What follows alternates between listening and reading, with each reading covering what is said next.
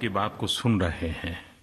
इस मन की बात के लिए आने वाले सुझाव, फोन कॉल की संख्या सामान्य रूप से कई गुना ज्यादा है। कई सारे विषयों को अपने अंदर समेट आपकी यह मन की बातें मेरे तक पहुंची हैं। मैंने कोशिश की है कि इनको ज्यादा से ज्यादा पढ़ पाऊं, सुन पाऊं। आपकी बातों से कई ऐसे पहलू जानने को मिले हैं जिन पर इस आपाधापी में ध्यान ही नहीं जाता है। मेरा मन करता है कि युद्ध के बीच हो रही इस मन की बात में उन्हीं कुछ पहलुओं को आप सभी देशवासियों के साथ बांटूं। साथियों, भारत की कोरोना के खिलाफ लड़ाई सही मायने में पीपल ड्रिवन है। भारत में कोरोना के खिलाफ लड़ाई जनता लड़ रही है, आप लड़ रहे हैं। जनता के साथ मिलकर शासन प्रशासन लड़ रहा है। भारत जैसा विशाल देश जो विकास के लिए प्रयत्नशील है, गरीबी से निर्णायक लड़ाई लड़ रहा है। उसके पास कोरोना से लड़ने और जीतने का यही एक तरीका है। और हम भाग्यशाली हैं कि आज पूरा देश का हर नागरिक, जन जन इस लड़ाई का सिपाही है, लड़ाई का नेतृत्व कर रहा है। आप कहीं भी नजर डालिए, आपको एहसास हो जाएगा कि भारत की लड़ाई पीपल ड्रिवन है। जब पूरा विश्व इस महामारी के संकट से जूझ रहा है, भविष्य में जब इसकी चर्चा होगी, उसकी तौर तरीकों की चर्चा होगी, मुझे विश्वास है कि भारत की ये पीपल ड्रिवन लड़ाई, इसकी जरूर चर्चा होगी। पूरे देश में, गली मोहल्लों में, जगह जगह पर आज लोग एक दूसरे की सहायता के लिए आगे आए हैं। गरीबों के लिए खाने से लेकर राशन की व्यवस्था हो, लॉकडाउन का पालन हो, अस्पतालों की व्यवस्था हो, मेडिकल इक्विपमेंट का देश में ही निर्माण हो। आज पूरा देश एक लक्ष्य, एक दिशा, साथ साथ चल रहा है। ताली, थाली, दिया, मोमबत्ती, इन सारी चीजों ने जो भावनाओं को जन्म दिया, जिस जज्बे से देशवासियों ने कुछ न कुछ करने की ठान ली, हर किसी को इन बातों ने प्रेरित किया है। शहर हो या गांव, ऐसा लग रहा है जैसे देश में एक बहुत बड़ा महायज्ञ चल रहा है, जिसमें हर कोई अपना योगदान देने के लिए आतुर है। हमारे किसान भाई बहनों को ही देखिए, एक तरफ वो इस महामारी के बीच अपने खेतों में दिन रात मेहनत कर रहे हैं और इस बात की भी चिंता कर रहे हैं कि देश में कोई भी भूखा न सोए। हर कोई अपने सामर्थ्य के हिसाब से इस लड़ाई को लड़ रहा है।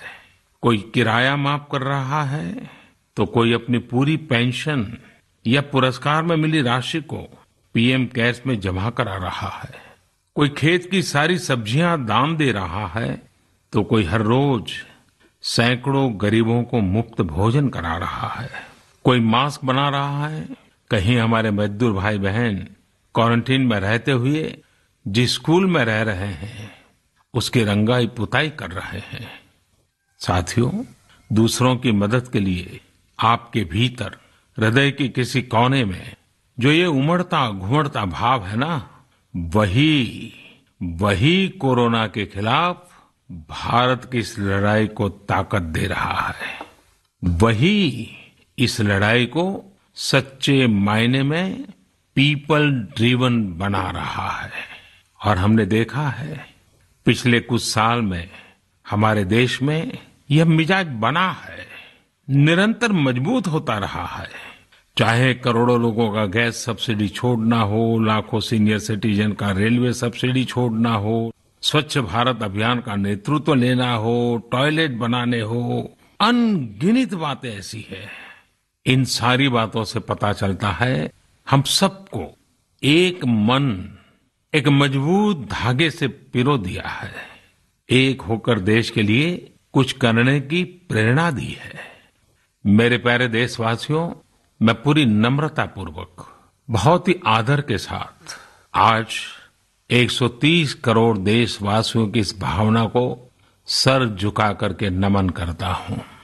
आप अपनी भावना के अनुरूप देश के लिए अपनी रुचि के हिसाब से अपने समय के अनुसार कुछ कर सके, इसके लिए सरकार ने एक डिजिटल प्लेटफॉर्म भी तैयार किया है। ये प्लेटफॉर्म है covidwarriors.gov.in।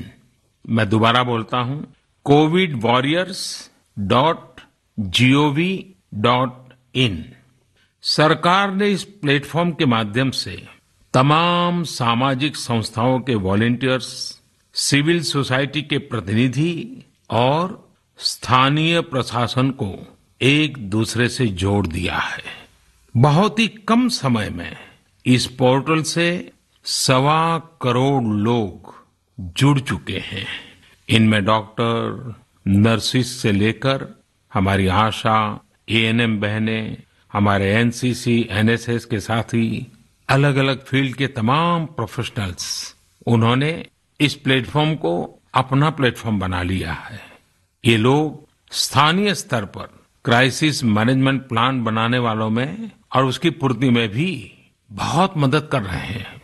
आप भी covidwarriors.gov.in से जुड़कर देश की सेवा कर सकते हैं, कोविड वॉरियर बन सकते हैं। साथियों, हर मुश्किल हालात, हर लड़ाई कुछ न कुछ सबक देती है, कुछ न कुछ सिखा करके जाती है, सीख देती है, कुछ संभावनाओं के मार्ग बनाती है और कुछ नई मंजिलों की दिशा भी देती है।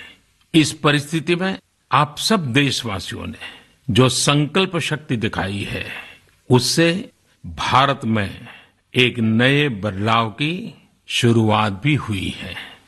हमारे बिजनेस, हमारे दफ्तर, हमारे शिक्षण संस्थान, हमारा मेडिकल सेक्टर, हर कोई तेजी से नए तकनीकी बदलावों की तरफ भी बढ़ रहे हैं। टेक्नोलॉजी के फ्रंट पर तो वाकई ऐसा लग रहा है कि देश का हर इनोवेटर नई परिस्थितियों के मुताबिक कुछ न कुछ नया निर्माण कर रहा है। साथियों, देश जब एक टीम बनकर के काम करता है, तब क्या कुछ होता है, ये हम अनुभव कर रहे हैं। आज केंद्र सरकार हो, राज्य सरकार हो, इनका हर एक विभाग और संस्थान राहत के लिए मिलजुल करके पूरी स्पीड से काम कर रहे हैं। हमारे एविएशन सेक्टर में काम कर रहे लोग हों, रेलवे कर्मचारी हो, ये दिन रात मेहनत कर रहे हैं ताकि देशवासियों को कम से कम समस्या हो। आप में से शायद बहुत लोगों को मालूम होगा कि देश के हर हिस्से में दवाइयों को पहुंचाने के लिए लाइफलाइन उड़ान नाम से एक विशेष अभियान चल रहा है। हमारे इन साथियों ने इतने कम समय में देश के भीतर ही 3 लाख किलोमीटर की हवाई उड़ान भरी है और 500 टन से अधिक मेडिकल सामग्री देश के कोने कोने में आप तक पहुंचाया है। इसी तरह रेलवे के साथ ही लॉकडाउन में भी लगातार मेहनत कर रहे हैं ताकि देश के आम लोगों को जरूरी वस्तुओं की कमी न हो। इस काम के लिए भारतीय रेलवे करीब करीब 60 से अधिक रेल मार्ग पर 100 से भी ज्यादा पार्सल ट्रेन चला रही है। इसी तरह दवाओं की आपूर्ति में हमारे डाक विभाग के लोग बहुत अहम भूमिका निभा रहे हैं। हमारे ये सभी साथी सच्चे अर्थ में कोरोना के वॉरियर ही हैं। साथियों, प्रधानमंत्री गरीब कल्याण पैकेज के तहत गरीबों के अकाउंट में पैसे सीधे ट्रांसफर किए जा रहे हैं। वृद्धावस्था पेंशन जारी की गई है।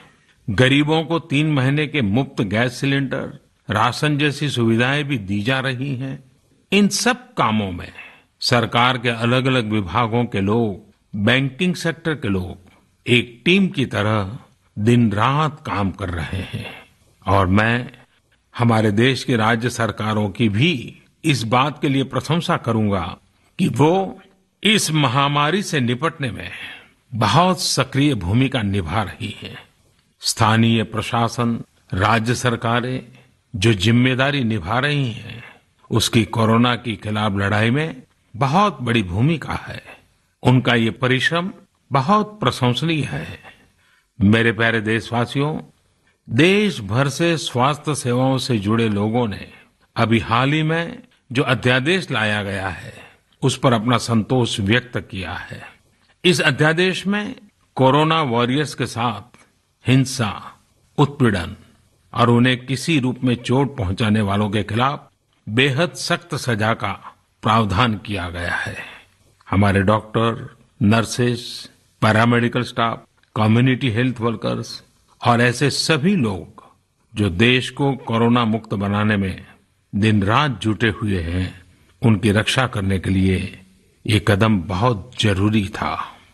मेरे प्यारे देशवासियों, हम सब अनुभव कर रहे हैं कि महामारी के खिलाफ इस लड़ाई के दौरान हमें अपने जीवन को, समाज को, हमारे आसपास हो रही घटनाओं को एक फ्रेश नजरिए से देखने का अवसर भी मिला है। समाज के नजरिए में भी व्यापक बदलाव आया है। आज अपने जीवन से जुड़े हर व्यक्ति की अहमियत का हमें आभास हो रहा है।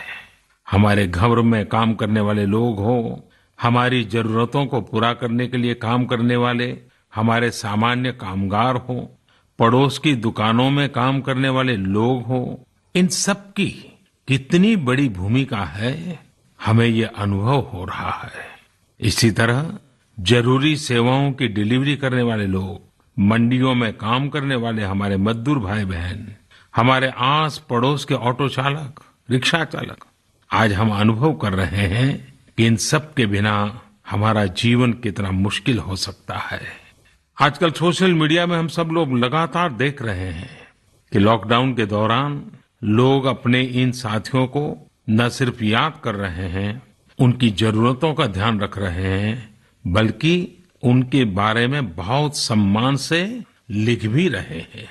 आज देश के हर कोने से ऐसी तस्वीरें आ रही हैं कि लोग सफाई कर्मियों पर पुष्प वर्षा कर रहे हैं।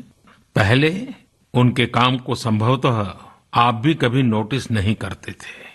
डॉक्टर हो, सफाई कर्मी हो, अन्य सेवा करने वाले लोग हो, इतना ही नहीं, हमारी पुलिस व्यवस्था को लेकर भी आम लोगों के सोच में काफी बदलाव हुआ है। पहले पुलिस के विषय में सोचते ही नकारात्मकता के सिवाय हमें कुछ नजर नहीं आता था। हमारे पुलिसकर्मी आज गरीबों, जरूरतमंदों को खाना पहुंचा रहे हैं, दवा पहुंचा रहे हैं। जिस तरह से हर मदद के लिए पुलिस सामने आ रही है, इससे पुलिसिंग का मानवीय और संवेदनशील पक्ष हमारे सामने उभर करके आया है, हमारे मन को झकझोर दिया है, हमारे दिल को छू लिया है।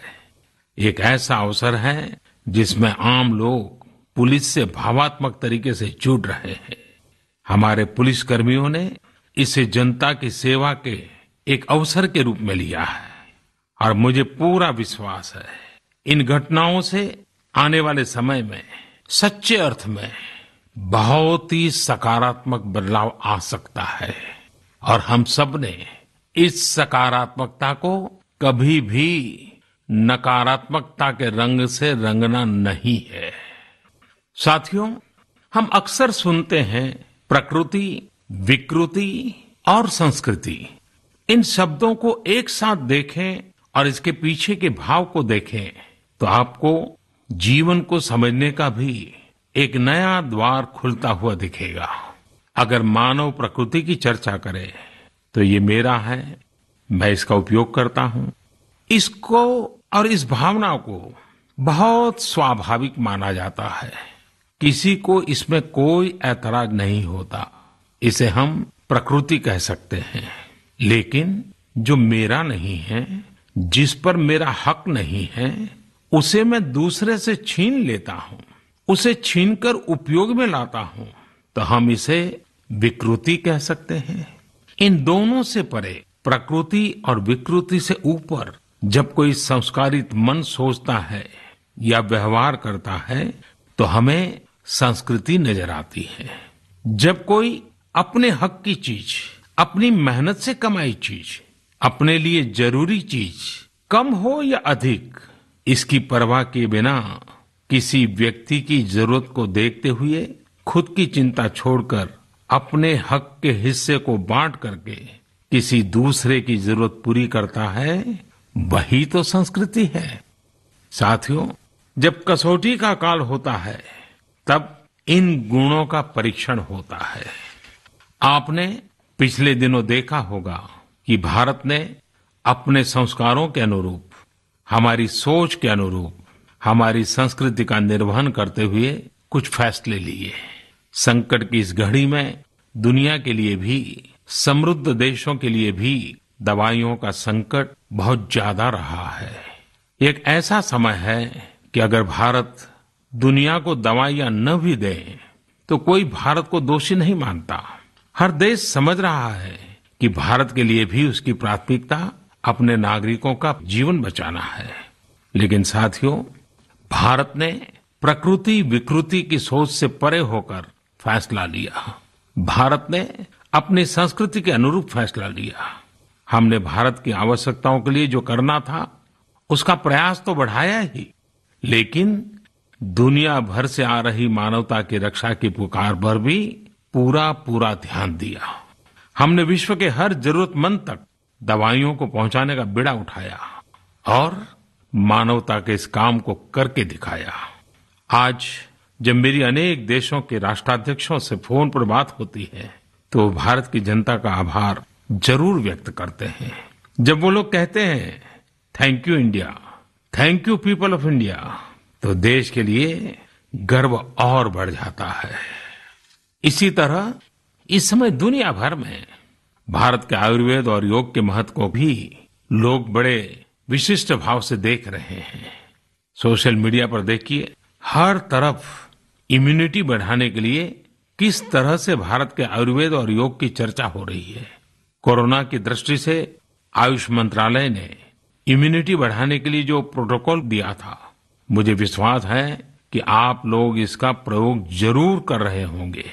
गर्म पानी, काढ़ा और जो अन्य दिशा निर्देश आयुष मंत्रालय ने जारी किए हैं वो आप अपनी दिनचर्या में शामिल करेंगे तो आपको बहुत लाभ होगा।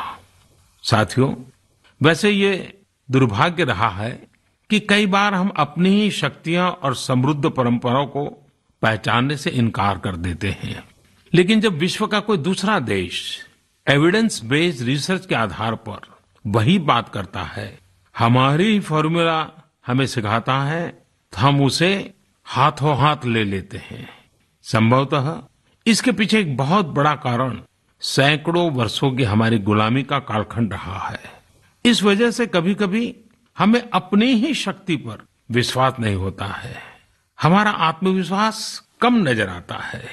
इसलिए हम अपने देश की अच्छी बातों को, हमारे पारंपरिक सिद्धांतों को एविडेंस बेस्ड रिसर्च के आधार पर आगे बढ़ाने के बजाय उसे छोड़ देते हैं, उसे हीन समझने लगते हैं।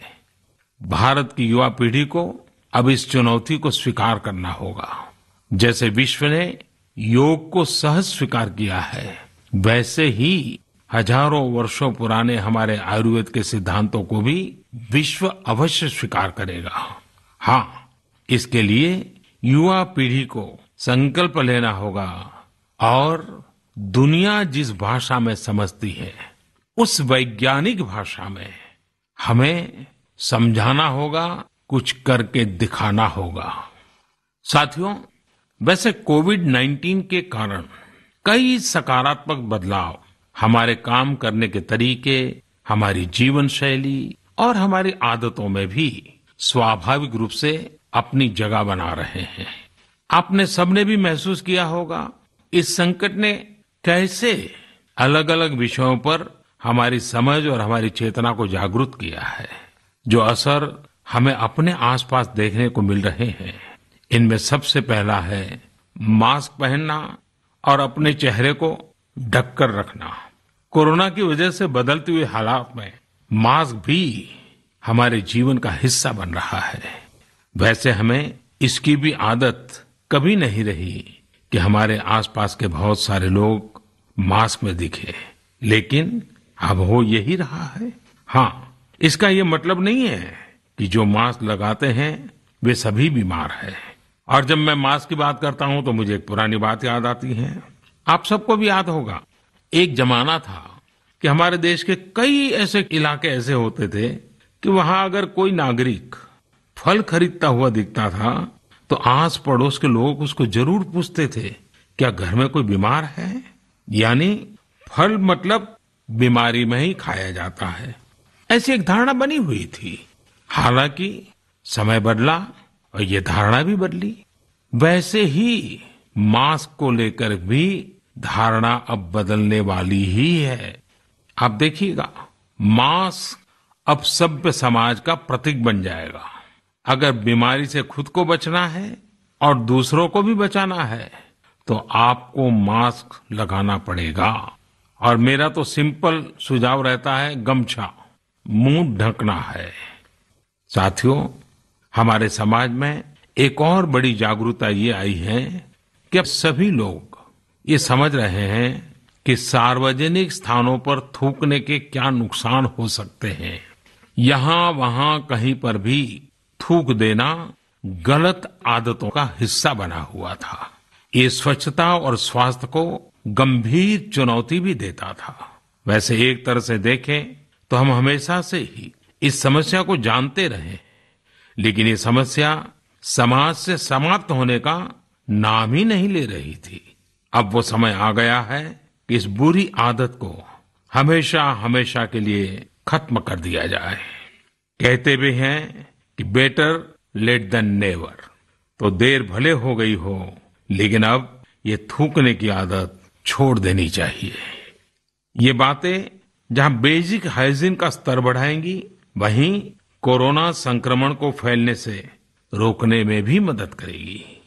मेरे प्यारे देशवासियों, ये सुखद संयोग ही है कि आज जब आपसे मैं मन की बात कर रहा हूं तो अक्षय तृतीया का पवित्र पर्व भी है। साथियों, क्षय का अर्थ होता है विनाश, लेकिन जो कभी नष्ट नहीं हो, जो कभी समाप्त नहीं हो, वो अक्षय है। अपने घरों में हम सब इस पर्व को हर साल मनाते हैं, लेकिन इस साल हमारे लिए इसका विशेष महत्व है। आज के कठिन समय में यह एक ऐसा दिन है जो हमें याद दिलाता है कि हमारी आत्मा, हमारी भावना अक्षय है।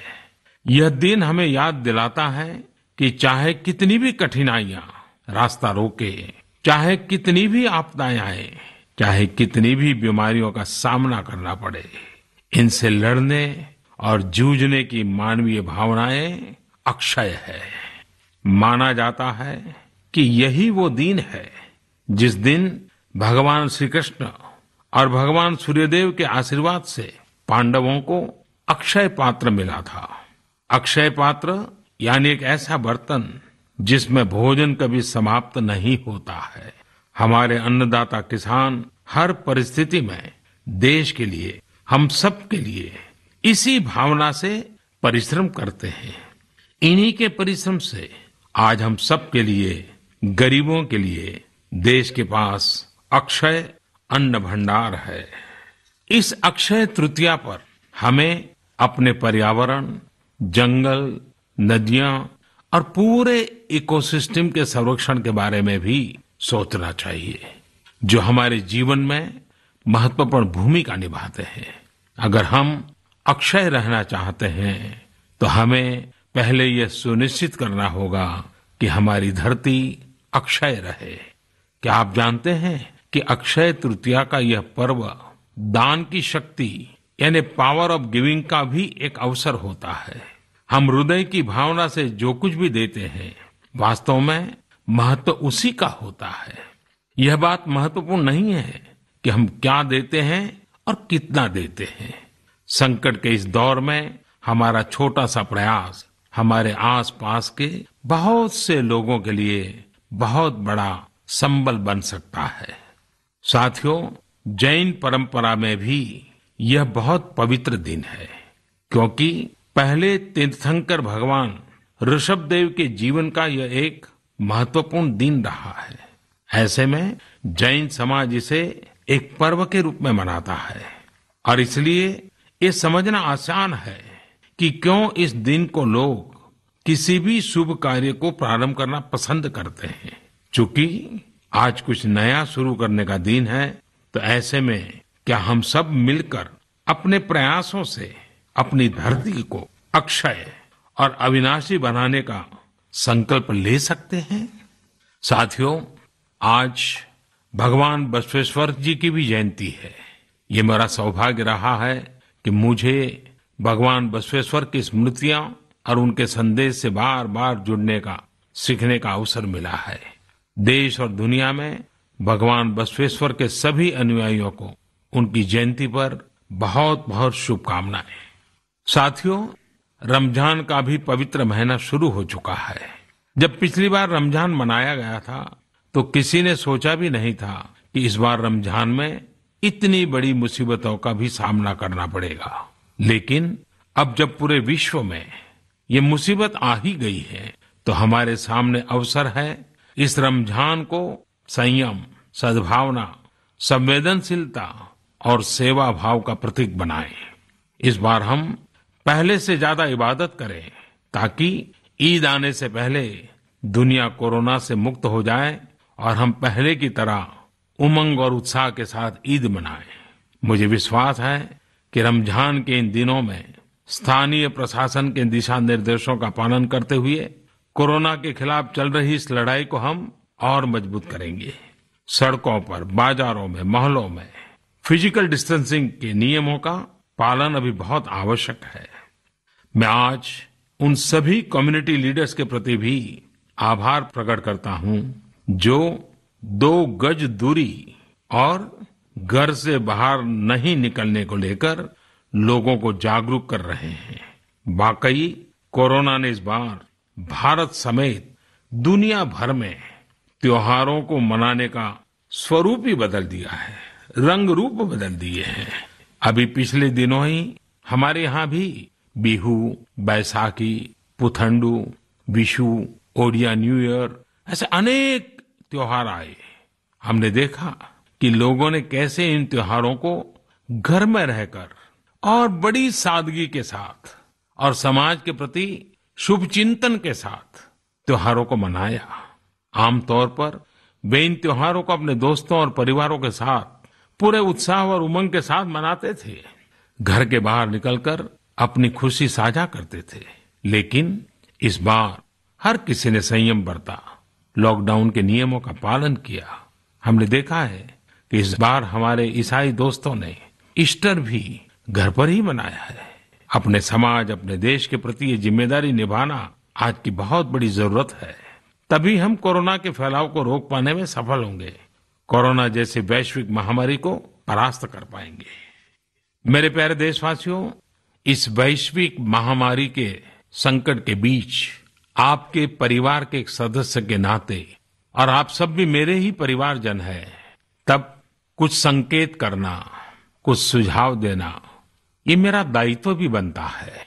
मेरे देशवासियों से मैं आपसे आग्रह करूंगा, हम कतई अति आत्मविश्वास में न फंस जाएं। हम ऐसा विचार न पाल लें कि हमारे शहर में, हमारे गांव में, हमारी गली में, हमारे दफ्तर में अभी तक कोरोना पहुंचा नहीं है, इसलिए अब पहुंचने वाला नहीं है। देखिए, ऐसी गलती कभी मत पालना। दुनिया का अनुभव हमें बहुत कुछ कह रहा है और हमारे यहाँ तो बार बार कहा जाता है, सावधानी हटी तो दुर्घटना घटी। याद रखिए, हमारे पूर्वजों ने हमें इन सारे विषयों में बहुत अच्छा मार्गदर्शन किया है।